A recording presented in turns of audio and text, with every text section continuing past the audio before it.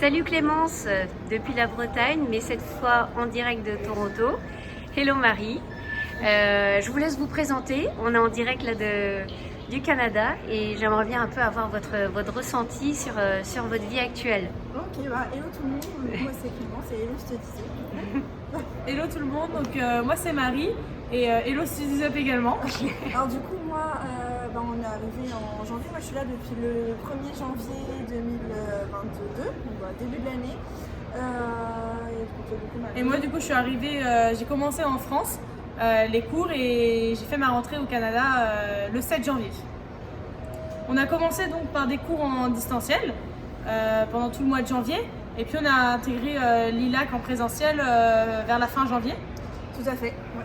On a retrouvé enfin les locaux, on a pu voir tous les têtes en face-to-face, on va dire. Ouais. Et du coup, voilà, on passe des très bons moments pour l'instant.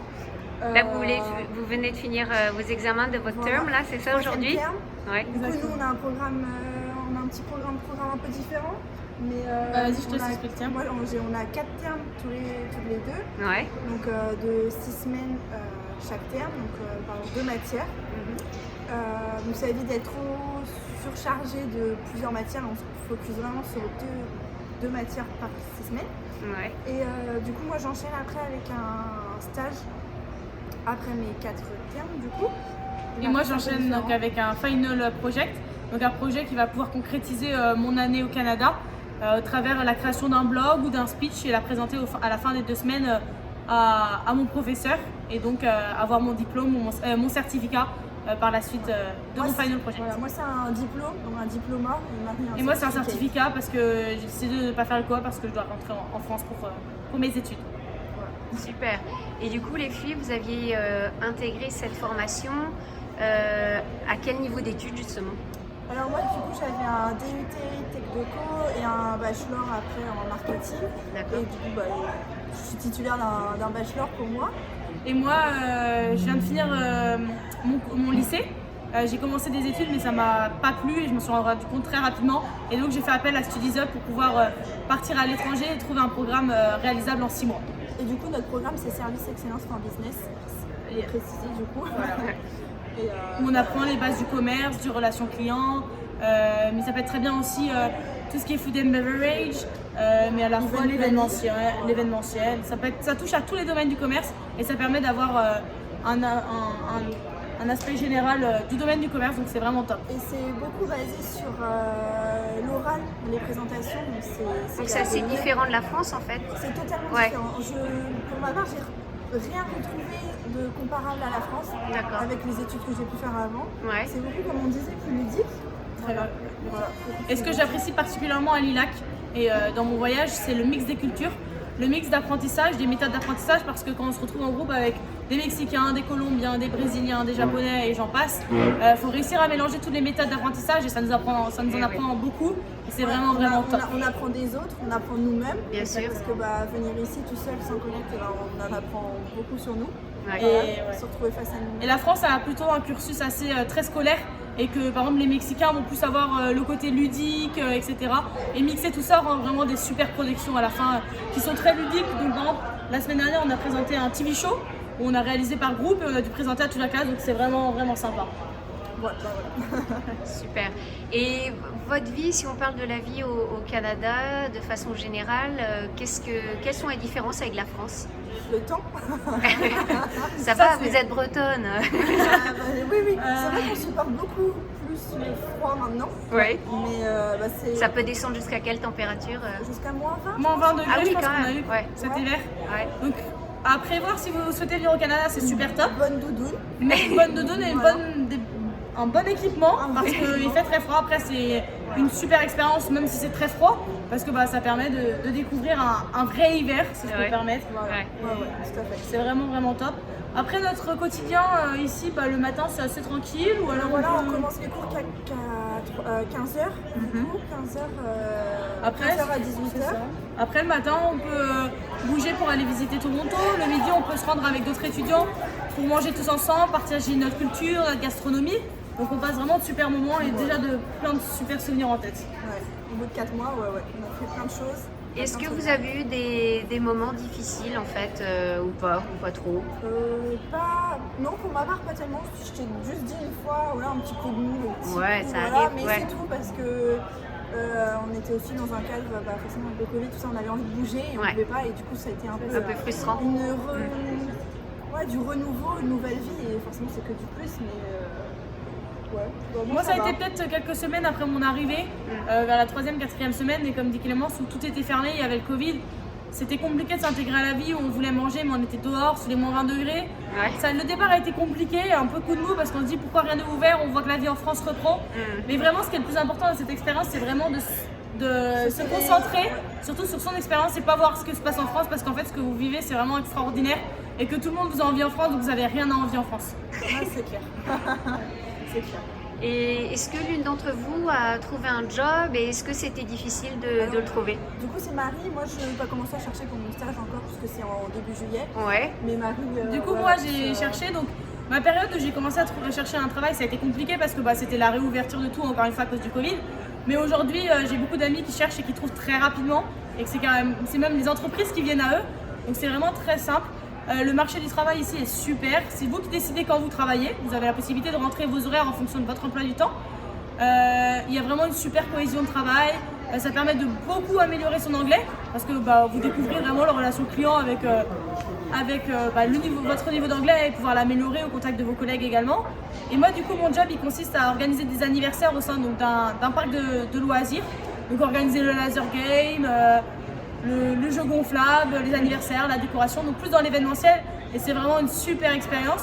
Au début, forcément, ça me faisait un peu peur. J'étais stressée avec l'anglais. Mais au fur et à mesure, tout le monde vous est super à l'aise, tout le monde est hyper accueillant. On est plusieurs étudiants internationaux et on s'entraide et travaille tous ensemble et c'est vraiment super top. Je rebondis sur ce que tu dis parce que vraiment ici l'accueil il est incroyable. Les gens sont super gentils et c'est ce qui c'est un des points différents avec la France, c'est la façon dont les gens nous abordent. Et le contact qu'on peut avoir avec eux qui est quand même plus facile ici qu'en France. Et faut pas avoir peur de parler anglais parce que c'est tellement, comme tu disais, cosmopolite que toutes les langues ici sont parlées.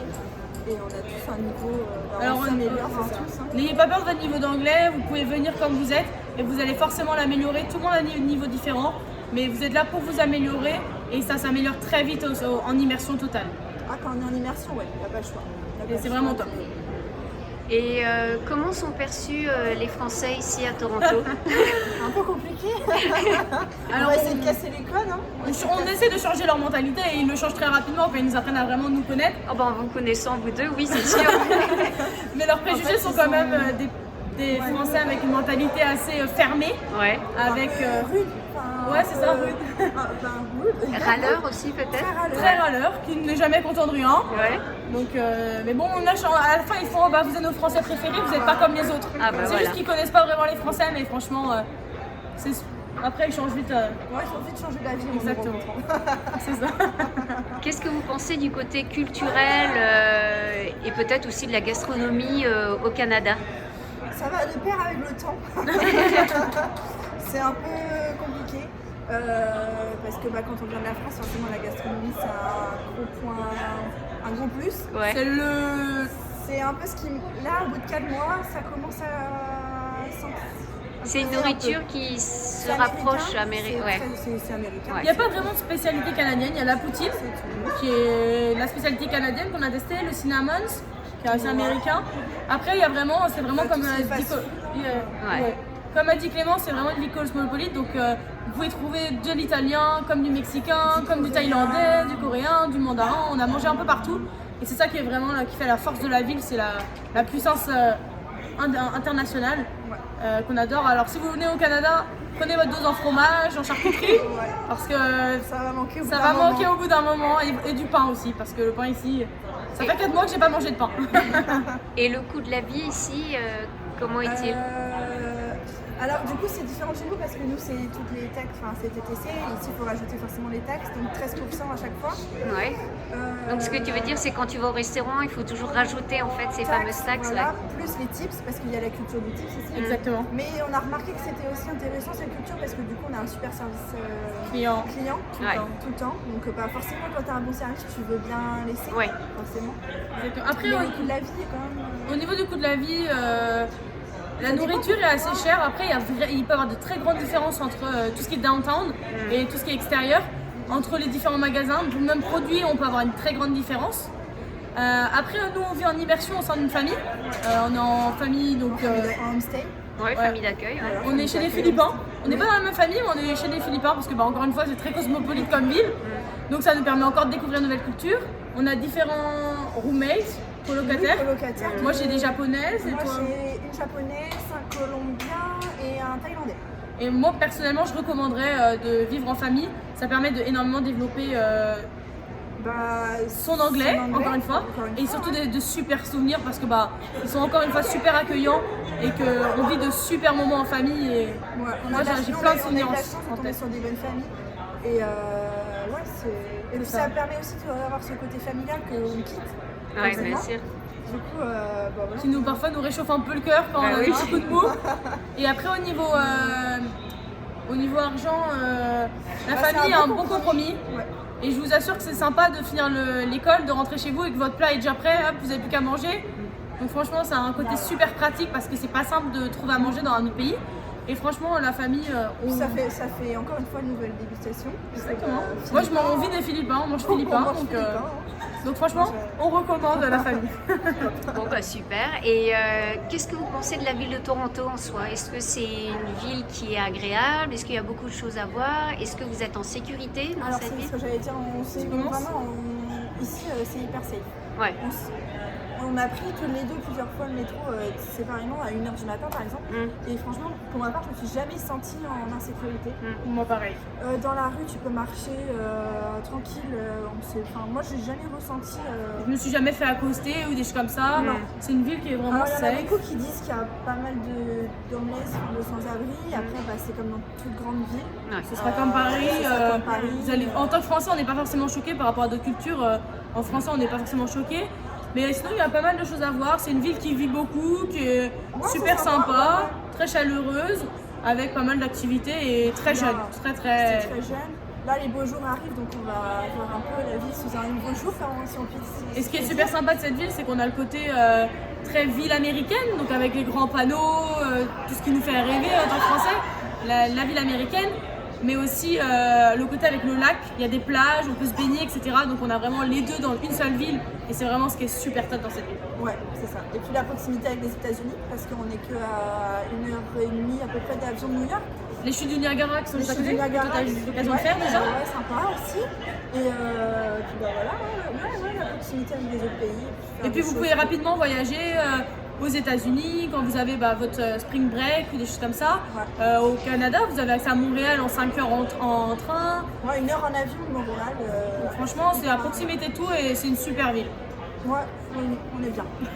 Pour une première expérience à l'étranger, franchement, c'est top. C'est top. Ouais, c'est top. Et au niveau des tips, est-ce que vous auriez des tips à donner, je sais pas, sur les forfaits téléphoniques, sur les cartes bancaires, sur... Alors, forfait téléphonique, moi je suis direct partie avec mon forfait en France, j'ai juste changé un numéro avec Red by SFR. Faut franchement pas s'embêter à acheter ici sur place parce que ça coûte très très cher. Ouais. Il n'y a pas beaucoup d'options et donc franchement Red by SFR, moi Marie aussi, on a le même. Ouais. L'option internationale Amérique du Nord. Amérique du Nord, donc États-Unis, Canada. Chose qu'avec le forfait canadien, il n'y a pas l'option États-Unis. Et voilà, 20 gigas d'internet, ça marche super bien. C'est pareil qu'en France, franchement. Moi j'ai eu un petit problème avec mon forfait, j'ai pu joindre facilement, ils ont réglé mon problème. Équipez-vous avant de partir, c'est beaucoup mieux. Et vous payez ça combien? Alors, 8 € par mois, c'est une option que vous rajoutez à votre forfait Red. Moi c'est 15 € parce que c'est un nouveau numéro, mais... Sinon c'est 8 €. Après concernant la carte, équipez-vous aussi, prenez vos précautions en avance. Moi je sais que par exemple j'ai pas de carte Gold ou d'assurance sur ma carte qui assume les frais étrangers. Donc j'ai pris une option avec ma banque, donc c'est LCL.